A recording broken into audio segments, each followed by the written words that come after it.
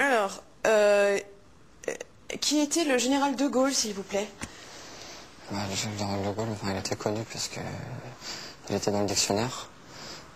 C'était un protestant très croyant. Il allait souvent à l'église parce que les protestants sont très catholiques. Et c'était pour ça qu'il a été enterré à 2 églises à Colombey. Hein? Vous avez eu quel prof d'histoire? Prof? Oui, prof. Vous avez... Ah, voilà, vous n'avez pas de prof. Merci. Alors, donnez-moi les causes de la guerre de 100 ans. La guerre de 100 ans, c'est à cause de Jeanne d'Arc. Parce qu'en fait, elle voyait des apparitions invisibles. Et du coup, on a décidé de la brûler. Et en fait, c'est qu'après l'avoir brûlée que le public s'est rendu compte qu'en fait, elle avait une odeur de sainteté. Et voilà. Alors, parlez-moi des conditions de la Révolution française. Alors, la Révolution française, c'est les sans-culottes. Ils n'avaient pas assez d'argent pour s'acheter des slips. Et donc, en plus, d'un côté, il y avait donc les riches. Ils pensaient que s'il n'y avait pas de pauvres, il n'y avait plus aucune raison d'être riche. Donc, ils ne voulaient pas qu'ils perdent leurs privilèges. C'est pour ça. D'accord. Bon, on commence comme ça.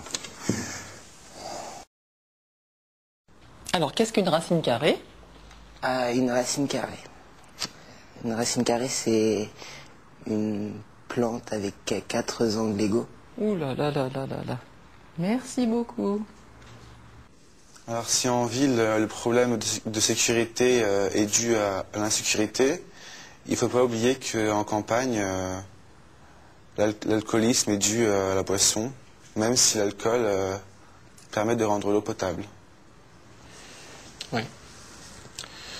Merci, je crois que je vais faire une petite pause. Alors, parlez-moi de Néron. Alors, Néron était un grec très méchant, très féroce, qui organisait des combats de gladiateurs. Et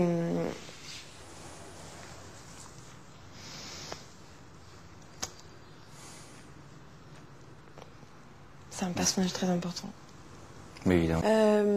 Pouvez-vous me dire qui a inventé le zéro? Ah bah non, ça par contre, personne ne l'a jamais su. Mais bon, il est très utile en fait quand il se trouve derrière les numéros. Devant, il ne sert pas à grand-chose. Mais par contre, ce qui est très utile, c'est que c'est le seul numéro qui permet de compter jusqu'à 1. Ah ouais? Donc voilà, ouais. C'est le seul numéro. Et sinon, on aurait commencé à 2, quoi.